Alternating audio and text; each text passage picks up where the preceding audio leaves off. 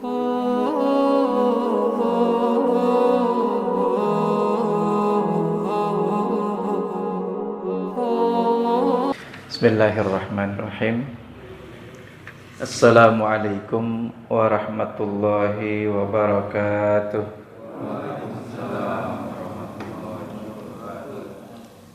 Innal hamdalillah alladzi nahmaduhu wa nasta'inuhu wa nastaghfiruh wa nastahdihi wa natubu ilaih wa na'udzu bihi min syururi anfusina wa sayyiati a'malina. May yahdihillahu fala mudhillalah wa may yudlil falan tajida lahu waliyyan mursyida. Asyhadu an la ilaha illallah wahdahu la syarikalah wa asyhadu anna nabiyyana Muhammadan abduhu wa rasuluhu alladzi la nabiyya ba'dah. Fa innahu qad addal amanah wa ballaghar risalah wa nasahal ummah wa jahada fi sabilihi haqqa jihadih hatta tarakana 'alal mahajjatil bayda lailuha kanahariha la yazighu anha illa halik. Allahumma 'allimna bima yanfa'una wanfa'na bima 'allamtana wa zidna ilma. Allahumma inna nas'aluka ilman nafi'a wa rizqan thayyiba wa amalan salihan mutaqabbalan. Allahumma ja'al jam'ana hadza jam'an marhuma ja'al tafarruqana min ba'di hadza tafarruqan ma'suma. Allahumma amin.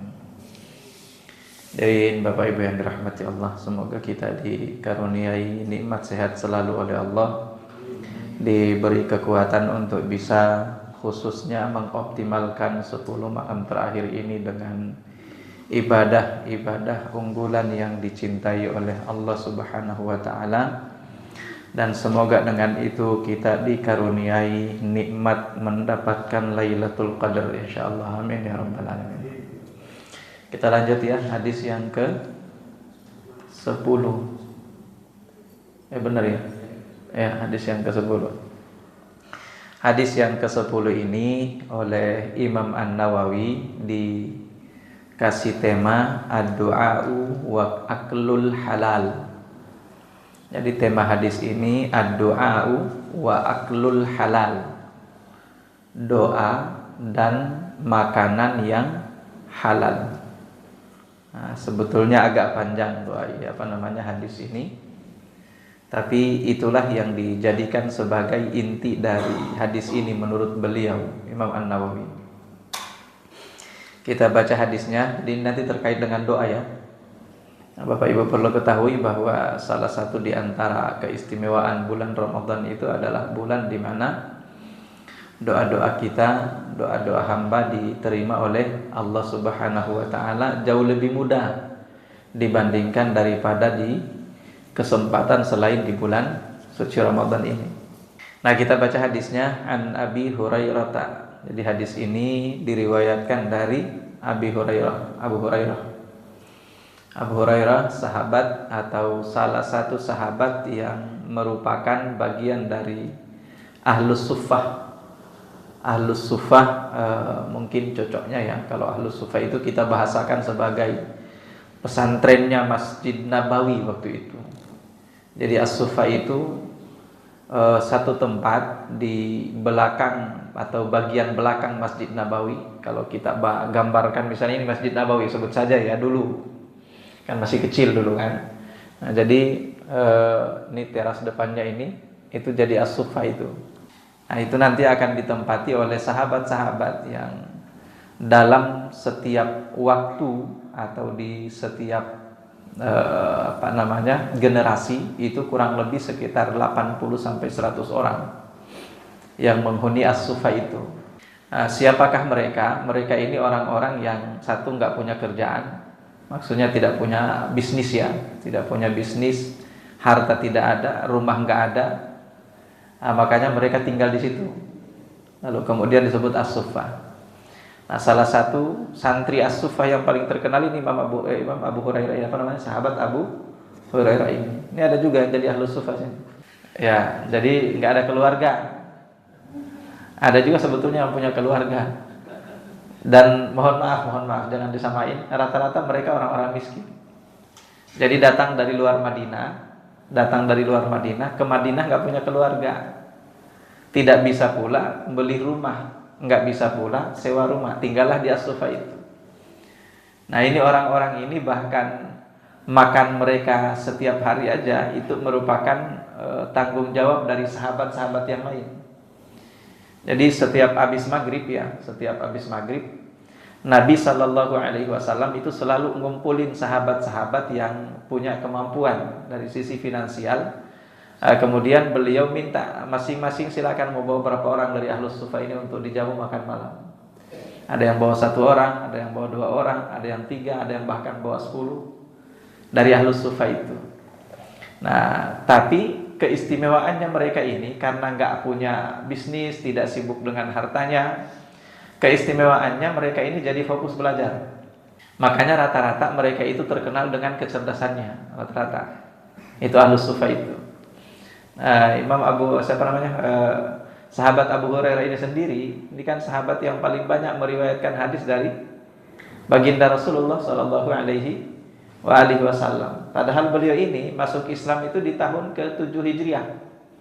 Bisa dibayangkan ya, masuk Islam di tahun ke-7 Hijriah, awal tahun ke-7 Hijriah. Beliau masuk Islam, sahabat Abu Hurairah ini. Tapi meskipun beliau masuk Islamnya itu sudah di penghujung masa kenabian Rasulullah, tapi beliau ternyata menjadi sahabat yang paling banyak meriwayatkan hadis dari Rasulullah Sallallahu Alaihi Wasallam. Ada pernah seorang sahabat yang nanya ke Abu Hurairah ini, ya Abu Hurairah, Anda ini kan masuk Islamnya belakangan, tapi kenapa justru Anda yang paling banyak menghafal hadis dari baginda Rasulullah Sallallahu Alaihi Wasallam? Apa jawaban beliau? Beliau mengatakan, karena saya nggak punya keluarga, saya nggak sibuk dengan bisnis saya nggak sibuk ke pasar. Jadi saat orang-orang sibuk dengan kerjaannya, saya sibuk menghafalkan hadis Rasulullah Sallallahu Alaihi Wasallam. Nah, itu istimewanya. Ini Ahlus Sufa ini ya. Nah, Abu Hurairah sekali lagi termasuk pentolan As-Sufa itu yang luar biasa dan sangat terkenal di dalam sejarah. Kita lihat beliau mengatakan, qala Rasulullah Sallallahu Alaihi Wasallam. Rasulullah Sallallahu Alaihi Wasallam bersabda, Innallaha thayyibun. Sesungguhnya Allah itu thayyib. Apa artinya thayyib? Baik. Nah, tapi karena ini terkait dengan Allah, maka cara kita menerjemahkan itu adalah menggunakan kata maha baik. Nah, itu tepatnya. Jadi sesungguhnya Allah itu thayyibun, maha baik. Ini yang pertama. Nah, pertanyaannya baik dari sisi apanya? Nah, jawabannya tentu baik dari segala sisi. Munazzahun an kulli nuqsanin wa ayub. Bahwa Allah itu munazzah, terbebas dari kulli nuqsan, setiap kekurangan apapun itu, dari sisi namanya, kemudian sifat-sifatnya, ya, dan semua apa yang dimiliki oleh Allah itu munazzahun an kulli aibin wa nuqsan, terbebas dari segala bentuk kekurangan dan segala bentuk aib. Nah, kita ini bahkan, mohon maaf kalau kita manusia ya, manusia itu bahkan kaya pun ada kekurangannya. Miskin juga, apalagi kalau kaya aja kekurangannya, apalagi miskin. Ganteng juga punya kekurangan. Biasanya ganteng-ganteng ternyata begini gitu kan. Ganteng-ganteng serigala. Apalagi kalau misalnya jelek. Nah, pinter biasanya juga punya kekurangan, apalagi kalau bodoh. Nah, seperti itu. Tapi Allah itu semua sifat yang dimiliki oleh Allah itu serba sempurna semuanya. Dan kata thayyib di dalam hadis ini menunjukkan semua sisi yang dimiliki oleh Allah itu maha thayyib. Nah, Bapak Ibu yang dirahmati Allah, dan maha thayyibnya Allah ini bisa dipakai atau kita gunakan untuk wasilah dalam berdoa atau meminta kepada Allah Subhanahu wa taala. Misalnya salah satu di antaranya ketika kita meminta dengan menggunakan nama-nama Allah yang Maha Thayyib, itu kan dijamin oleh Allah sendiri kan. Di dalam Al-Qur'an Allah katakan walillahil asmaul husna fad'uuhu biha, dan Allah itu memiliki al-asmaul husna, nama-nama yang baik. Nah, jadi thayyib di sisi di dalam hadis ini salah satu diantaranya adalah thayyib dari sisi namanya itu. Nah, makanya kalau ada lagu apa tuh Bang Thayyib ya, yang ternyata yang nggak pulang-pulang, nah, karena itu manusia ya, itu manusia. Tapi kalau Allah Subhanahu Wa Taala sekali lagi terbebas dari sisi kekurangan apapun.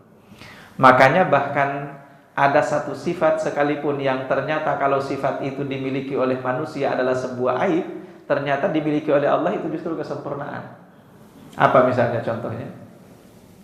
Contohnya adalah al-ghadab. Al-ghadab artinya apa? Marah. Nah kan kalau manusia disebut sebagai pemarah kan aib. Disebut manusia sebagai pemarah kan itu nuksan, kekurangan. Tapi Allah Subhanahu Wa Taala dengan sifatnya yang pemurah, pemarah, itu adalah sebuah kelebihan dan kesempurnaan. Nah, makanya jamaah yang dirahmati Allah, dari mana sih sempurnanya? Ya tentu karena Allah itu terbebas dari segala bentuk aib dan terbebas dari segala bentuk kekurangan. Nah, kita kembali. Jadi ada satu hadis yang diriwayatkan dari Aisyah radhiyallahu anha. Aisyah radhiyallahu anha mengatakan, sami'tu Rasulullah. Ini terkait dengan nama Allah dulu ya, yang maha baik tadi itu, yang kemudian bisa dimanfaatkan oleh kita manusia untuk dipakai sebagai wasilah dalam berdoa. Dan para ulama mengatakan kalau Anda menggunakan wasilah ini dalam berdoa, insyaallah doa Anda lebih mudah diterima oleh Allah Subhanahu Wa Taala. Perhatikan di sini Aisyah mengatakan, sami'tu Rasulullah sallallahu alaihi wasallam yaqul. Aku, kata Aisyah, pernah mendengar Rasulullah itu yaqul, bersabda. Nah, tapi ternyata apa yang dikatakan oleh Rasulullah yang diceritakan oleh Aisyah di sini itu artinya berdoa. Nabi sebelum berdoa meminta apa yang beliau inginkan dari Allah. Perhatikan, beliau memuqaddimahi doanya dengan kalimat ini. Perhatikan kalau bisa dihafalinnya. Ini salah satu di antara cara bagaimana agar doa kita lebih mudah diterima oleh Allah Subhanahu Wa Taala dengan memanfaatkan tadi itu thayyibnya, sifat thayyibnya Allah, dan salah satu di antara sifat thayyibnya itu ada pada nama-namanya. Jadi apa kata Rasulullah dalam muqaddimah doanya? Kata Rasulullah, Allahumma inni as'aluka bismikal mutahharit tahirit thayyibil mubarak. Perhatikan, Allahumma, ya Allah, inni as'aluka, sesungguhnya aku berdoa, aku memohon kepadamu, biismika. Apa artinya biismika? Dengan nama atau dengan namamu. Artinya dengan berwasilah dengan nama-namamu, di mana nama-namamu itu al-mutahhar, at-tahir, at-thayyibil mubarak. Satu, al-mutahhar, suci, at-tahir, bersih, al-thayyib, baik, al-mubarak, diberkahi. Perhatikan sudah ada 4 di sini ya. Pertama mutahhar, kemudian tahir, kemudian thayyib, kemudian mubarak. Selanjutnya al-ahabbi ilaik, yang paling engkau cintai. Ya, jadi nama-nama itu Allah Subhanahu Wa Taala paling cinta kalau disebutkan oleh seorang hamba. Nah, makanya sekali lagi dalam berdoa kalau bisa sebutkan nama Allah yang maha sempurna itu. Kalau Anda kepengen meminta dilapangkan rezekinya, ya sebut bahwa Allah itu adalah Maha Ar-Razzaq. Anda ingin diampuni oleh Allah, ya sebutlah nama Allah Ar-Ghaffar. Nah, kita lanjut.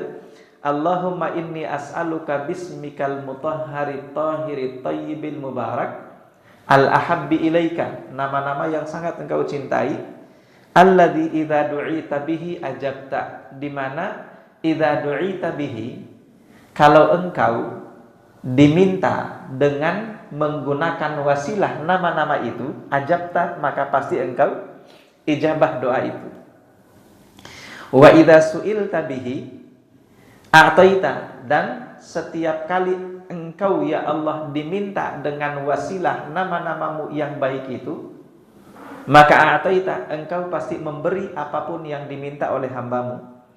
Wa idza sturhimta bihi rahimta, dan apabila engkau diminta kasih sayangnya dengan menggunakan nama-nama yang baik itu, maka rahimta, engkau pasti menyayangi.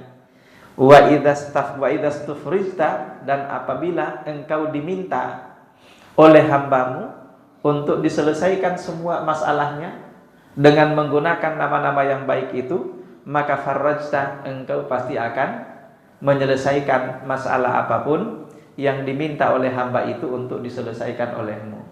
Nah, inilah muqaddimah doa yang salah satunya sering dipakai oleh baginda Rasulullah sallallahu alaihi wasallam terkait dengan nama-nama Allah yang maha baik tadi itu. Ya, sudah dihafal tadi kira-kira belum? Panjang juga ya. Ya. Nah, kalau mau nanti dituliskannya.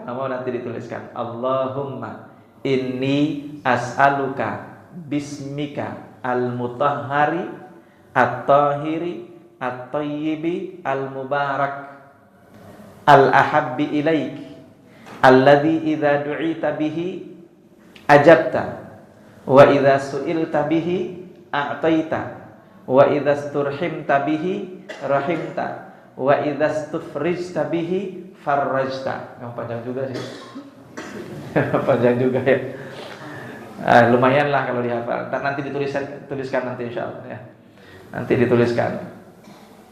Nah, sekali lagi ini makanya sebetulnya kalau nabi dan para sahabat zaman dahulu ya, itu mereka kalau berdoa itu sebetulnya permintaannya itu enggak banyak-banyak. Tapi yang banyak itu adalah wasilahnya. Permintaannya enggak banyak tapi wasilahnya yang paling banyak. Biasanya seperti itu ya. Nah, termasuk juga nih kalau Anda ingin berdoa juga, karena surah Al-Ikhlas itu kan salah satu di antara surah yang menggambarkan tentang thayyibnya Allah. Dari sisi nama-namanya, dari sisi sifatnya, kemudian zatnya, itu surah Al-Ikhlas. Makanya dalam hadis yang lain Nabi juga mengajarkan kepada kita kalau berdoa itu ya, melalui sahabatnya, bahwa kalau berdoa itu kalau bisa juga muqaddimahi dengan itu. Allahumma inni as'aluka bi anni asyhadu annaka antallah la ilaha illa anta al-ahadus samad alladzi lam yalid wa lam yulad wa lam yakul lahu kufuwan ahad. Kalau itu lebih gampang dihafal kayaknya. Nah, itu semua adalah muqaddimah dari doa yang bisa kita pakai karena semuanya terkait dengan Allah Subhanahu wa taala yang Maha Thayyib. Sekali lagi Imam An-Nawawi di sini memberi tema dari hadis ini sebagai ad-doa. Tema pertama adalah terkait dengan doa. Makanya yang dibahas panjang di sini adalah terkait dengan doa sebetulnya. Ya. Dan masih banyak lagi yang lain-lainnya. Kita lanjut Bapak Ibu yang dirahmati Allah. Innallaha thayyibun. Selanjutnya la yaqbalu illa thayyiba. Karena Allah itu maha baik, maka la yaqbalu, Allah itu tidak menerima illa kecuali thayyiba, yang baik-baik. Karena Allah itu maha baik. Jadi yang enggak baik itu enggak diterima oleh Allah Subhanahu wa taala. Nah, sekarang pertanyaannya, apa saja lingkup dari kebaikan yang dimaksud diterima atau tidak oleh Allah Subhanahu wa taala di dalam hadis ini? Salah satu di antara komentar para ulama yang menjelaskan tentang ini adalah fala yutaqarrabu ilaihi bisadaqatin haram. Maka Anda kalau mendekatkan diri kepada Allah Subhanahu wa taala, jangan sampai mendekatkan diri kepadanya dengan menggunakan sesuatu yang haram atau syubhat. Itu enggak akan diterima oleh Allah. Ada enggak orang berangkat umrah pakai duit korupsi? Ada. Kira-kira diterima umrahnya? La yaqbalu illa thayyiba. Kalau dalam hukum atau undang-undang di dunia sih bisa, namanya money laundry ya. Ya, ini kan hasil korupsi, biar bersih ya kita pakai sebagiannya untuk umrah, kita pakai sebagiannya untuk sedekah, kita pakai sebagiannya untuk haji misalnya, biar sisanya itu menjadi baik atau bersih. Enggak diterima oleh Allah Subhanahu wa taala. Nah, makanya termasuk diantaranya yang tidak diterima oleh Allah itu kalau Anda berdoa yang isi doanya itu adalah sesuatu yang tidak baik. Nah, misalnya doanya apa? Anda minta dan berdoa agar tetangga Anda segera dibinasakan oleh Allah. hanya gara-gara dia suka parkir di depan rumah Anda misalnya. Itulah yaqbalu illa thayyiba. Allah nggak akan terima. Atau misalnya ada orang pacaran nih, anak muda, yang dia lakukan pacaran, tapi berdoa agar supaya dia dilanggengkan oleh Allah sama pacarnya. Gimana caranya tuh? La yaqbalu illa thayyiba, nggak akan diterima oleh Allah Subhanahu wa taala. Makanya nanti akan kita lihat lanjutan hadisnya. Lanjutan hadisnya itu Allah berbicara tentang Rasulullah menjelaskan tentang seseorang yang berdoa kepada Allah tapi makanannya haram, minumannya haram, pakaiannya haram, dan dia besar dengan hal-hal yang haram. Itu enggak diterima oleh Allah. Nah, selanjutnya apa lagi? Anda juga kalau bersedekah, jangan bersedekah yang jelek-jelek. Ya, seringkali kita kayak gitu. Cuman daripada enggak sedekah ya mendingan sedekah ya. Cuman kalau bisa jangan pilih yang jelek-jelek. Nah, itu ada juga itu ayat di dalam surah Al-Baqarah kalau enggak salah, ayat 267 ya. Di sana Allah Subhanahu wa taala katakan gini, "Wala tayammamul khabitsa minhu tunfiquna walastum biakhirihi illa an tughmidu fi." Ya, wahai orang-orang yang beriman, ya, anfiqu min thayyibati ma kasabtum wa mimma akhrajna lakum minal ard. Anfiqu, infakkanlah kalau kalian ingin berinfak itu, mimma razaqnakum, anfiqu min thayyibati ma kasabtum. Infakkanlah dari yang baik-baik di antara apa yang kalian peroleh, yang kalian hasilkan dari kerja kalian. Yang baik-baik yang diinfakkan, min thayyibati ma kasabtum. Wa mimma akhrajna lakum minal ard, dan yang baik-baik yang kami keluarkan untuk kalian dari perut bumi. Itu artinya kalau bersedekah pilih yang baik-baik. Nah, kita ini seringkali bersedekah kalau udah nggak layak pakai lagi untuk kita. Pakaian tidak layak pakai untuk kita, misalnya udah bosan kita pakainya baru disedekahin. Kan? Nah, jangan seperti itu. Meskipun sekali lagi ya, bahwa ketimbang Anda nggak sedekah, kalau model seperti itu silakan saja. Tapi jangan sampai sudah nggak layak, kemudian baru Anda sedekahkan.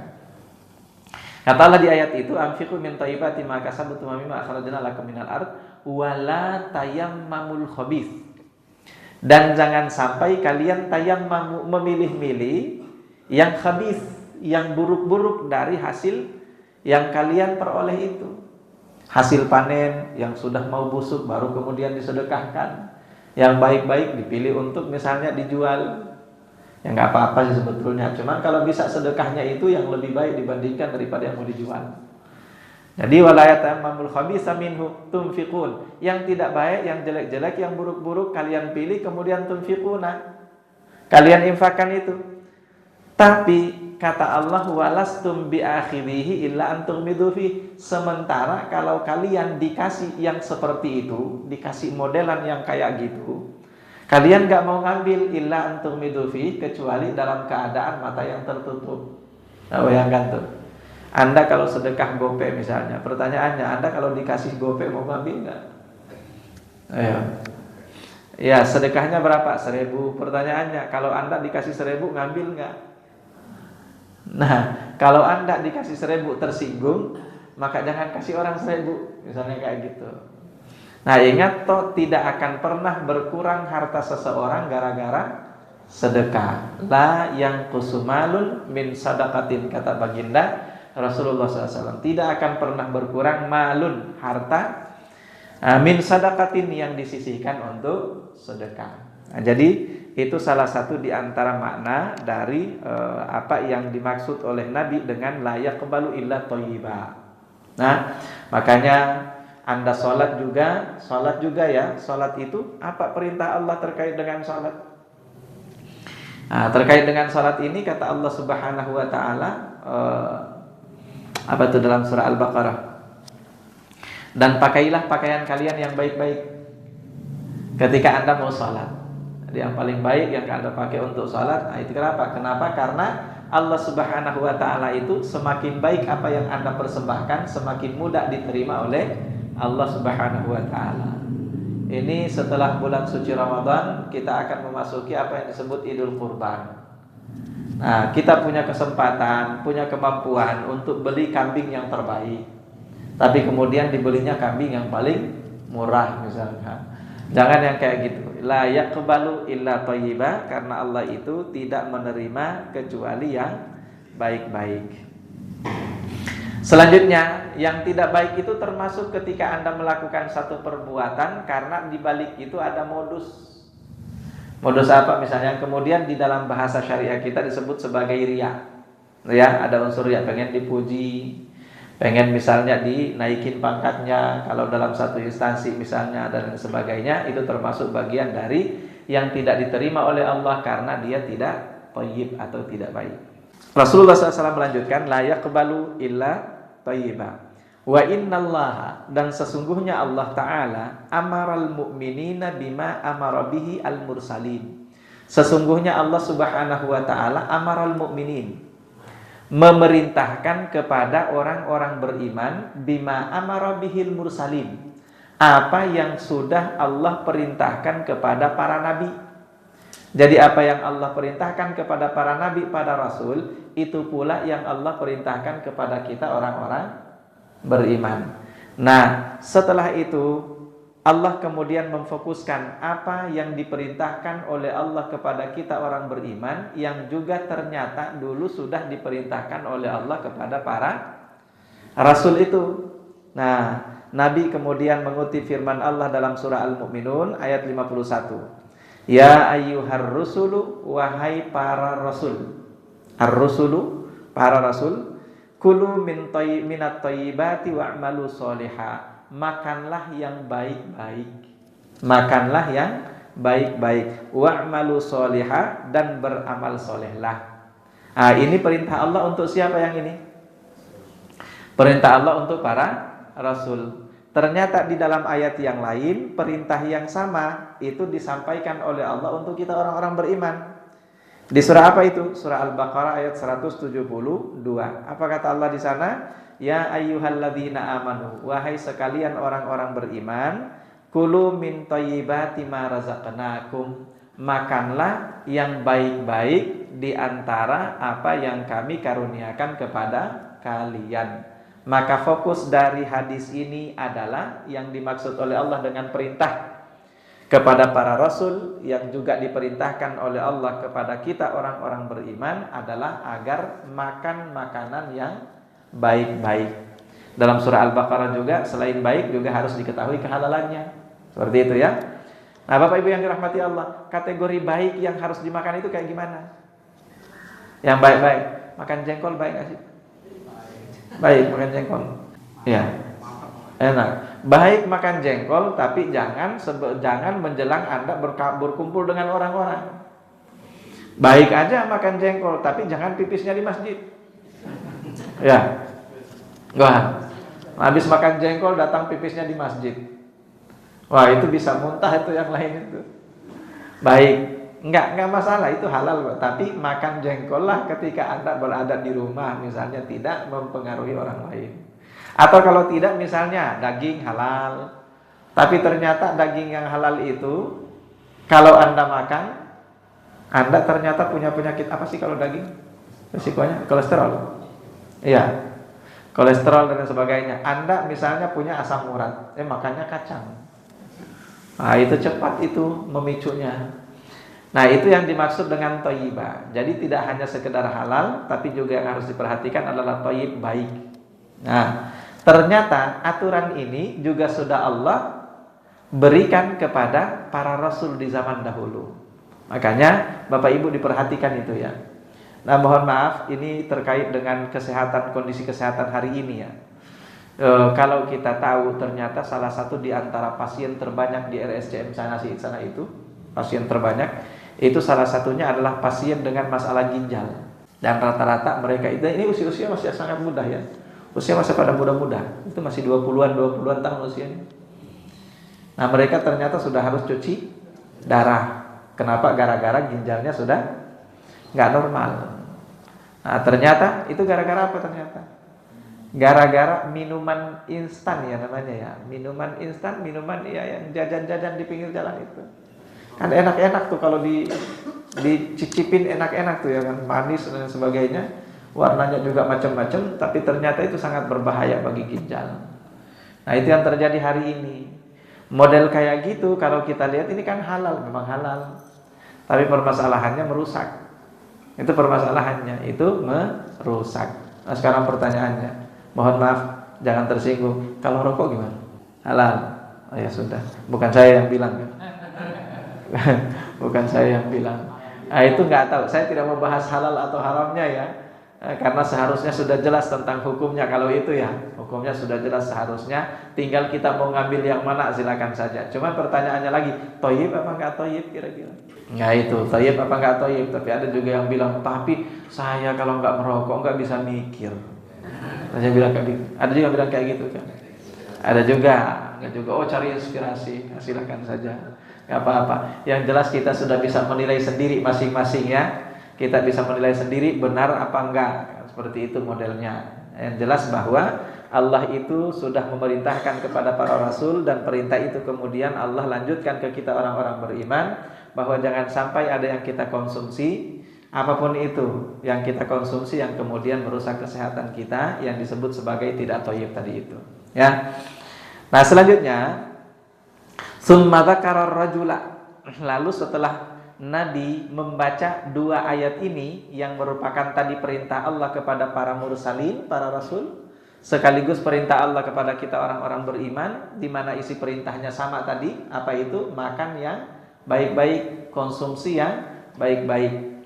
Nah, selanjutnya Rasulullah kemudian zakara, menyebutkan ar-rajula, tentang kisah seorang laki-laki, di mana hadzal rajul, laki-laki itu yutilus safar. Yutilus safar artinya melakukan perjalanan yang cukup panjang. Berarti statusnya adalah sebagai seorang musafir.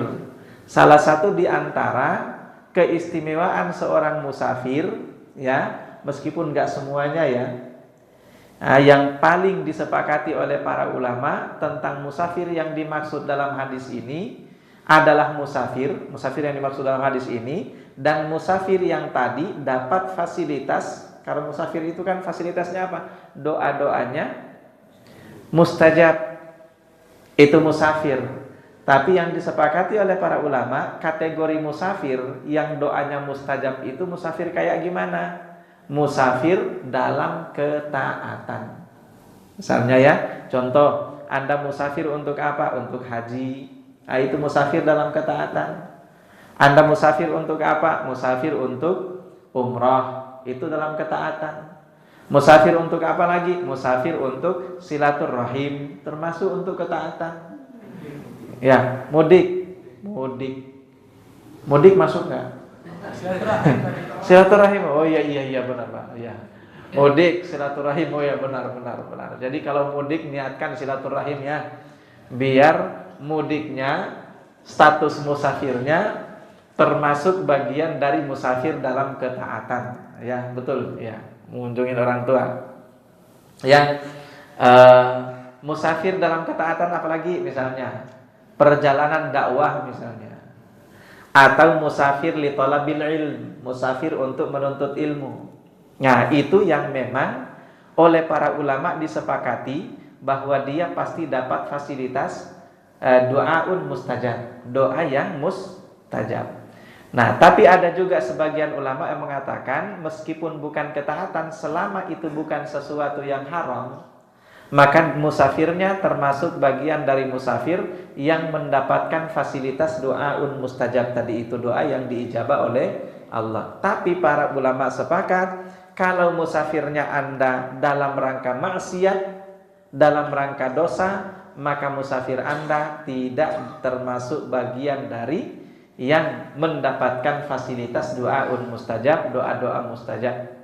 Nah, termasuk tidak diperbolehkan untuk jamak qasar kalau musafirnya tujuannya untuk maksiat. Tapi emang ada musafir tujuannya maksiat? Ada, banyak ya? Ya, dihitung satu persatu aja lah. Kita pasti dapat contoh masing-masing terkait dengan itu ya.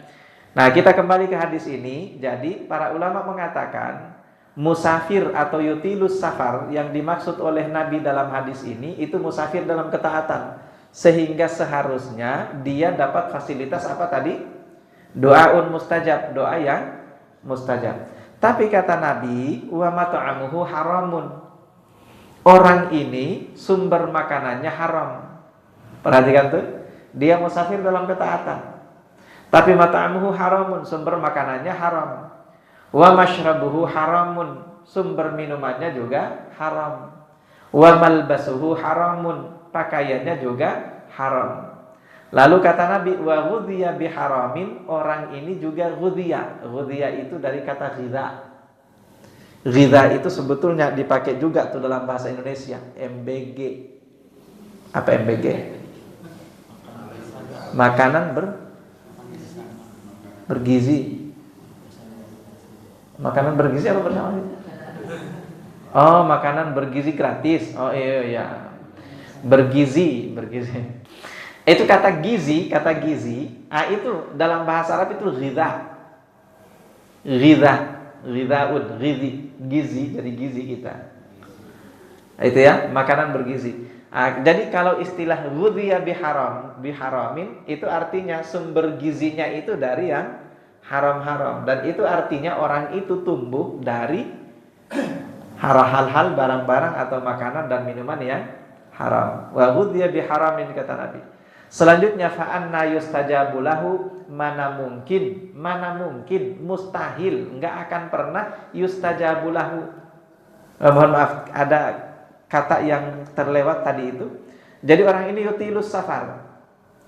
Dia melakukan perjalanan yang sangat panjang dalam ketaatan. Sampai saking panjangnya perjalanannya kata Nabi, asy'asa aghbara. Sampai asy'asa aghbara. Apa kalau bahasa kita itu asy'asa? Kumal, kucel. Itu ya, kucel, kumal, berdebu-debu. Ya pokoknya tampangnya jadi tidak enak dipandang. Ya karena terlalu panjang perjalanan. Tapi kalau perjalanan hari ini beda ya Pak ya. Apalagi kalau naiknya jet pribadi. Iya, mau sepanjang apapun juga nggak ada asy'asa aghbaranya itu. Nah, Nabi menjelaskan di sini tentang orang yang melakukan perjalanan panjang, di mana perjalanan panjang zaman dahulu, itu kendaraan yang mereka pakai kan paling mewah ya cuma unta. Kalau nggak unta ya kuda, nggak kuda ya keledai. Kalau enggak itu ya jalan kaki. Makanya wajar kalau kemudian digambarkan perjalanan panjangnya itu dengan asy'asa aghbara. Nah sekarang kita berangkat ke Saudi aja, nyampe Saudi itu jamaah umroh yang kita bawa masih pada cakep-cakep. Padahal perjalanan di pesawat kurang lebih 9 jam atau 9 jam setengah. Nah itu. Jadi ini adalah musafir zaman dahulu ya, asy'asa aghbara. Selanjutnya yamuddu yadahu ilas sama. Orang itu kemudian menggunakan fasilitas tadi itu, di mana doanya seharusnya mustajab. Yamuddu yadahu ila sama, dia angkat tangannya tinggi-tinggi ke langit. Yaqulu ya Rabb, dalam doanya dia mengatakan wahai Tuhanku, artinya meminta sesuatu dalam doanya. Tapi kata Nabi, makanannya haram, minumannya haram, pakaiannya haram, dan dia tumbuh dengan hal-hal atau barang-barang yang haram, maka kata Nabi fa anna yustajabu lahu, mana mungkin doanya diijabah oleh Allah Subhanahu wa taala.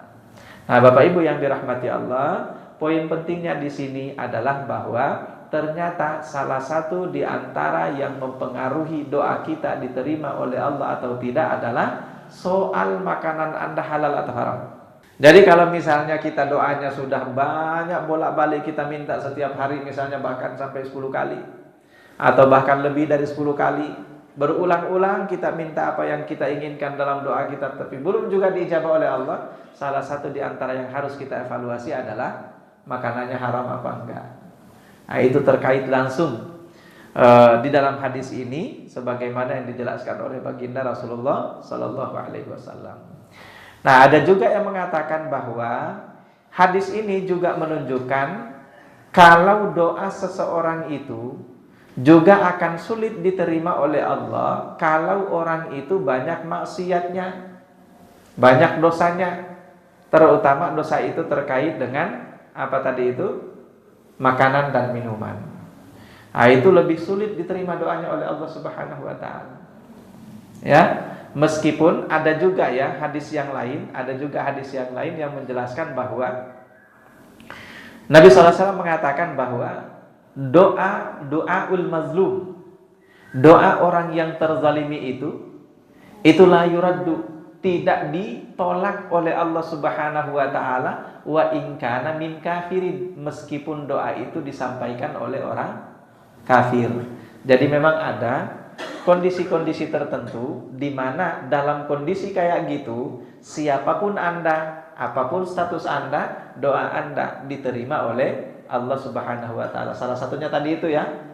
Salah satunya tadi itu yaitu pada saat Anda berada dalam kondisi terzalimi. Jadi dalam kondisi terzalimi kata Nabi, siapapun itu doanya la yuraddu, tidak ditolak oleh Allah Subhanahu wa taala. Tapi hukum dasarnya, diingat baik-baik, hukum dasarnya ketika Anda banyak melakukan maksiat, doanya tidak diterima oleh Allah. Dari mana kita pahami? Dari hadis yang lain yang juga dijelaskan dan diceritakan oleh baginda Rasulullah.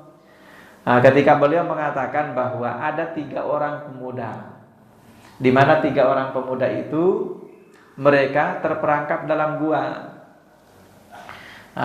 Terperangkap dalam gua yang mereka tempati berteduh atau menginap malam itu tertutup oleh batu yang yang jatuh atau ya longsong dari ketinggian lalu menutupi mulut gua yang mereka tempati istirahat. Dan mereka tidak sanggup sama sekali untuk menggeser batu itu. Pada akhirnya kemudian mereka sepakat tidak akan ada yang bisa menyelamatkan kita dari perangkap gua ini illa an nad'u wallaha bisolihi a'malina, kecuali kalau kita berdoa memohon kepada Allah dengan wasilah solihi a'malina, amal soleh kita masing-masing. Nah, itu artinya Anda nggak punya amal soleh, lebih sulit diterima doanya. Bisa dipahami ya? Nah, tapi kalau Anda punya amal soleh unggulan yang bisa Anda andalkan di hadapan Allah, maka itu salah satu di antara cara bagaimana doa Anda lebih mudah dikabulkan oleh Allah Subhanahu wa taala.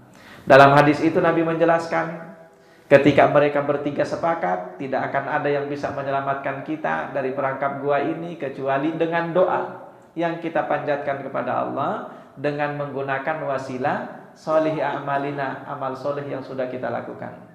Maka orang pertama kemudian dia berdoa, dia mengatakan, ya Allah, saya ini seorang pemerah susu, ya, orang tua saya sudah sangat tua. Setiap kali saya pulang ke rumah membawa susu hasil perahan saya tidak akan mau memberikan susu itu kepada istri dan anak-anak saya sebelum saya serahkan kepada kedua orang tua saya. Sampai kemudian suatu malam saya pulang ke rumah kemalaman. Tiba di rumah kedua orang tua saya sudah tidur. Anak-anak dan istri saya meminta susu itu, tapi karena belum saya berikan kepada kedua orang tua saya, maka saya pertahankan, saya pegang susu itu sampai orang tua saya bangun. Karena saya mau bangunkan mereka juga gak enak, mereka sedang terlelap dalam tidurnya. Maka saya tunggu mereka sampai terbit fajar, mereka bangun. Ketika mereka bangun saya serahkan susu itu, baru kemudian sisanya saya berikan kepada istri dan anak-anak saya. Orang itu kemudian mengatakan, ya Allah, kalau memang itu termasuk bagian dari amal soleh yang Engkau ridhoi, maka geserlah batu ini. Maka apa yang terjadi? Seketika itu pula batu itu tergeser. Nah, orang yang kedua kemudian berdoa, ya Allah, dulu saya pernah mempekerjakan seorang gembala. Nah, saya gaji dia setiap bulannya dengan seekor domba. Tiba-tiba dia pergi sebelum digaji, dan dia tidak mengambil gajinya sebelum pergi. 1 ekor domba itu kemudian saya pelihara, karena saya nggak tahu orangnya kemana. Saya pelihara sampai kemudian berkembang biak dan hasilnya memenuhi 1 lembah. Begitu hasilnya memenuhi 1 lembah, penggembala itu datang dan kemudian dia langsung meminta gajinya. Saya tunjukkan yang 1 lembah itulah kambing kamu atau domba kamu, ambil semuanya. Nah, diambil semuanya oleh penggembala itu tanpa disisakan 1 ekor pun. Artinya bahkan terima kasih pun enggak. Nah, coba itu. Kalau kita langsung dikatain, ini orang sombong banget itu. Atau boleh jadi kalau kita kan enggak mungkin dikasih semua itu kan, saya yang kerja. Nah, dia mempekerjakan gembala itu dengan gaji, dengan upah. Sementara dia bekerja tidak diupah oleh penggembalanya. Bahkan diambil semuanya, diboyong langsung pergi tanpa terima kasih sedikit pun.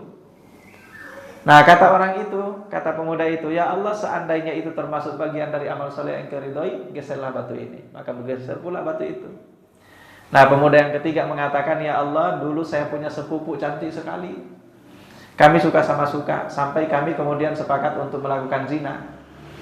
Nah, tapi kata dia, ya Allah, ketika kami hendak melakukan perbuatan tercela itu, tiba-tiba wanita itu kemudian mengatakan, ittaqillah, takutlah kepada Allah, dan jangan engkau menggunakan cincin yang bukan hak milikmu.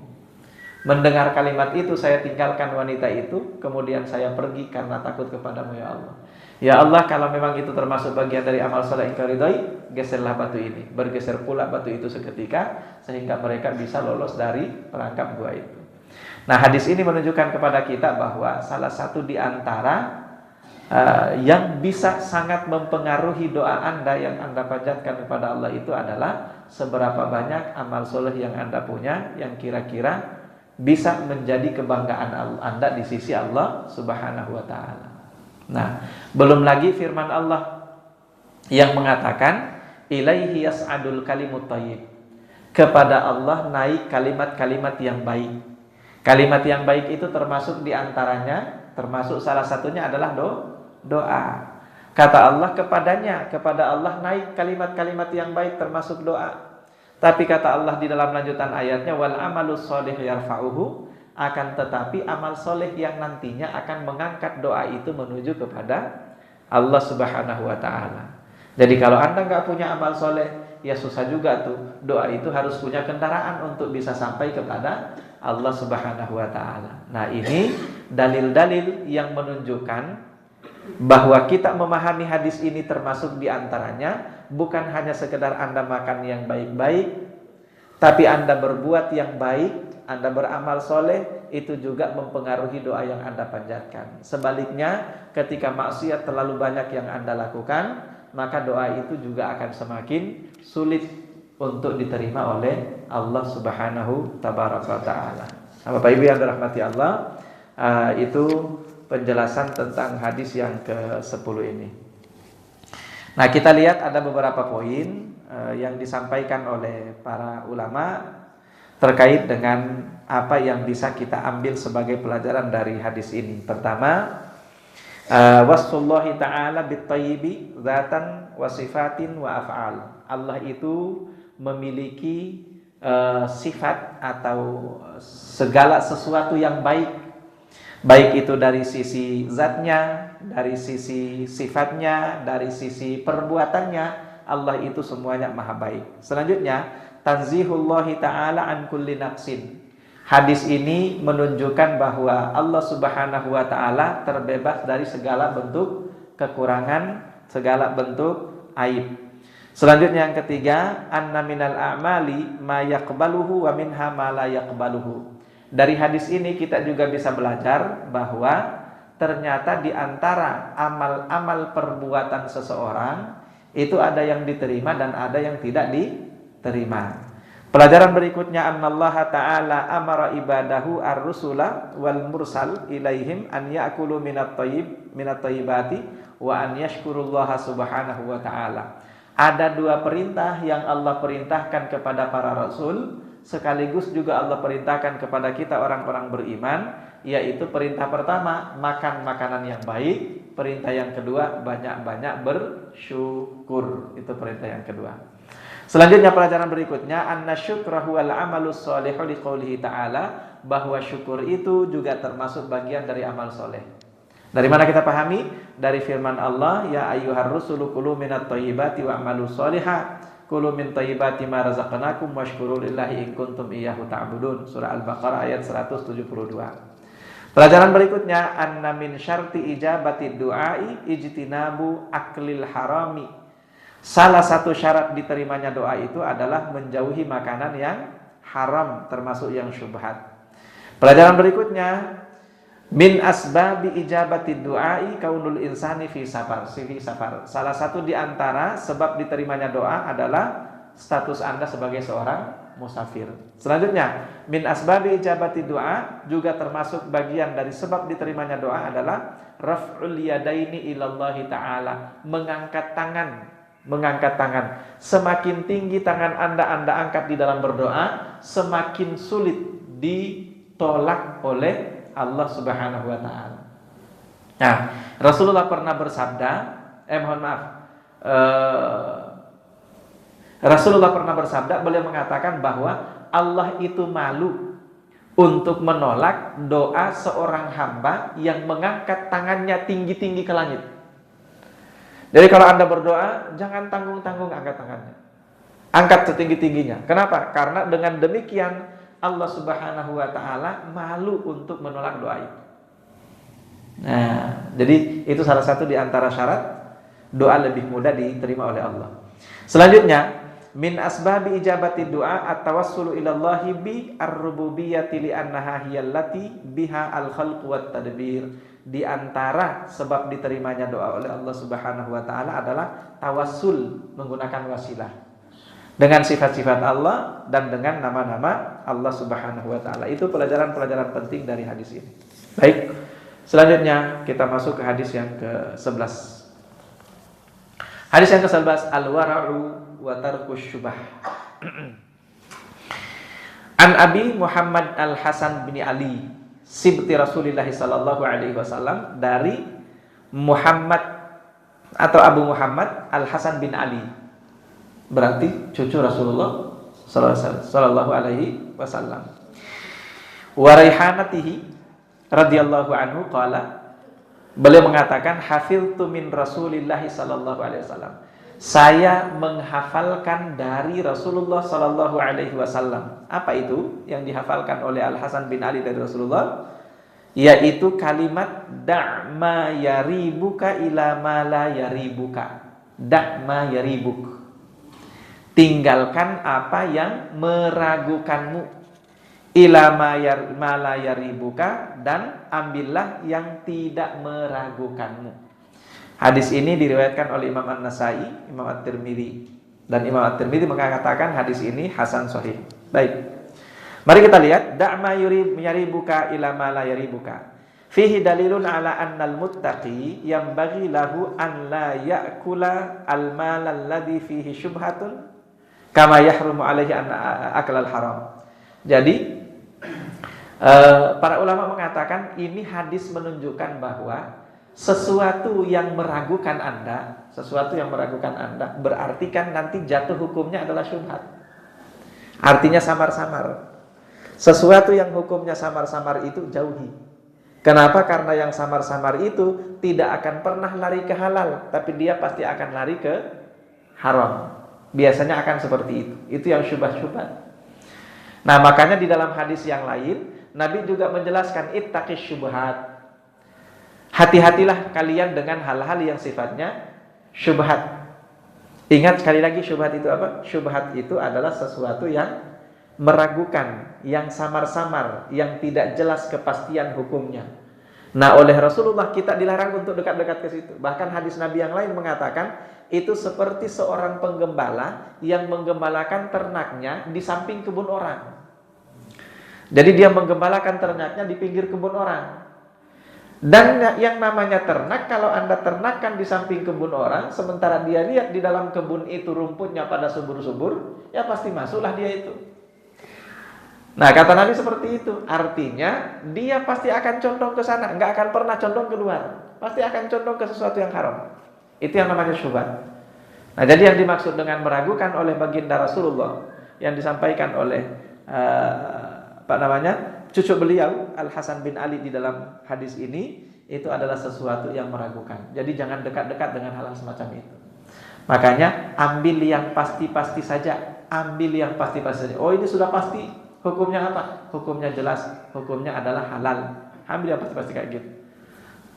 Termasuk misalnya ketika semalam tuh ditanyakan tentang persoalan pajak ya.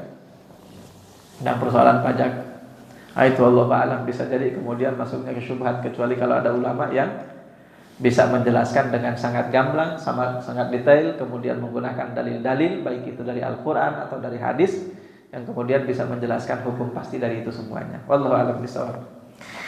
Selanjutnya, ila ma la yuribuka ay i'dil ila ma la yaribu ay ila ma la yaraiba fihi minat ta'ami alladhi tut'im atau yatma'in nabihi al-qalb wa taskunu ilaihi an-nufus. Jadi yang pasti-pasti aja yang kalian datangi, yang kalian ambil, yang kalian makan, yang kalian lakukan, yang pasti-pasti saja. Jadi kata ya ribu itu ini kosakata ini juga dipakai oleh Allah di awal surah Al-Baqarah ya. Zalikal kitabu la raiba fihi. La raiba fihi. Tidak ada raib. Raib itu artinya keraguan. Jadi kalau la raiba fihi itu artinya tidak ada keraguan di dalamnya. Nah, hadis ini sangat pendek dan sebetulnya intisarinya adalah jangan dekat-dekat kepada sesuatu yang sifat dan hukumnya itu syubhat atau tidak jelas. Selanjutnya hadis yang terakhir, an Abi Hurairah radhiyallahu anhu, dari Abi Hurairah radhiyallahu anhu, ani Nabi sallallahu alaihi wasallam, dari Nabi sallallahu alaihi wasallam bahwa beliau bersabda, min husni islamil mar'i tarkuhu ma la ya'ni. Di antara indikasi atau tanda kebaikan Islam seseorang itu adalah tarkuhu ma la ya'nihi, ketika dia bisa meninggalkan hal-hal yang tidak bermanfaat bagi dia. Nah ini nih, tidak bermanfaat bagi dia. Ini sambil nunggu buka puasa ngapain ya? Ngabuburitnya ngapain? Yo main apa tuh? Karambol. Apalagi main? Mabar apa tuh? Main ya karambol, main apa lagi tadi itu? Gaple. Main apa lagi tadi itu? Misalnya ya. Nah pertanyaannya, itu ada manfaatnya apa enggak? Kalau itu tidak ada manfaatnya dan Anda masih lakoni itu tandanya iman Anda belum baik. Bukan enggak punya iman ya, imannya belum baik. Imannya belum baik. Termasuk mohon maaf, godaan paling besar hari ini untuk melakukan hal-hal yang sama sekali tidak ada manfaatnya ada di sini nih. Ada di sini nih. Ya, ketika Anda buka handphone banyak sekali yang menarik tuh. Banyak sekali yang menarik, buka ini, buka itu, pokoknya kiri kanan diambil semuanya. Semuanya mau dibaca, semuanya mau ditonton, semuanya tidak ada sama sekali yang di-skip. Nah, pertanyaannya, kira-kira ada manfaatnya apa enggak? Itu yang jadi pertanyaannya. Makanya jangan heran sekarang itu banyak orang yang bukan ahlinya ikutan komen di sini. Ya kan begitu kan? Dia bukan ahlinya tapi kemudian ikutan komen. Kenapa? Itu efek daripada bidang Anda tidak di situ, nggak ada manfaatnya sesungguhnya dari apa yang Anda lakukan, tapi kemudian pengaruh dari ini pada akhirnya ikutan komen. Betul kan? Oh, menurut saya kayak gini, menurut saya kayak gini. Ada manfaatnya nggak sih Anda komen? Yang ada bahkan boleh jadi kemudian nyesatin orang. Nah, begitu kan? Macam-macam. Nah, orang sebetulnya kalau dia bisa memfilter, itu masih untung. Tapi permasalahannya yang baca kemudian komentar Anda juga nggak bisa memfilter. Itu yang jadi masalah. Yang komen siapa, yang baca siapa, jadilah saling menyesatkan satu sama lain. Nah, jadi jangankan Anda menyesatkan orang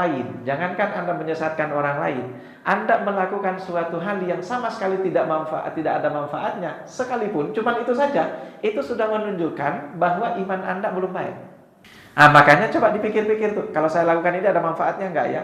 Ada manfaatnya bagi agama saya, ada manfaatnya bagi dunia saya, ada manfaatnya bagi akhirat saya, ada manfaatnya bagi keluarga saya, ada manfaatnya bagi pribadi saya. Kalau ada manfaatnya, silakan Anda lakoni.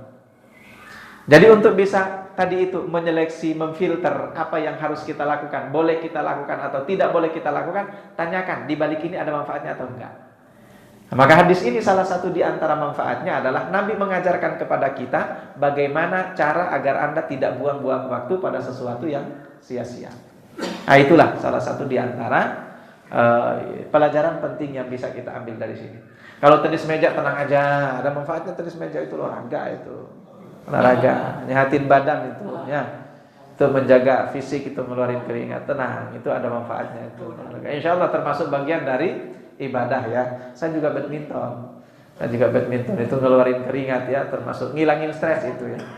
Ya, healing kita kan ada di situ. Apalagi kalau musuh di seberang sana udah keok kan, kita di smash nggak bisa ditangki sama dia, itu enak gitu. Nah, jadi diseleksi ya, Ada manfaatnya, lakukan. Tidak ada manfaatnya, tinggalkan. Karena kapan kita masih melakukan hal-hal yang tidak ada manfaat di balik itu artinya iman kita masih sangat lemah. Wallahu a'lam bishawab. Mudah-mudahan ini bermanfaat bagi kita semuanya. Mohon maaf sudah lebih waktunya ya. Kita cukupkan dengan sama-sama baca hamdalah. Alhamdulillahirabbil alamin. Kita tutup dengan doa kafaratul majelis. Subhanakallahumma bihamdika asyhadu an la ilaha illa anta astaghfiruka wa atubu ilaik. Billahi taufiq wal hidayah. Assalamualaikum warahmatullahi wabarakatuh.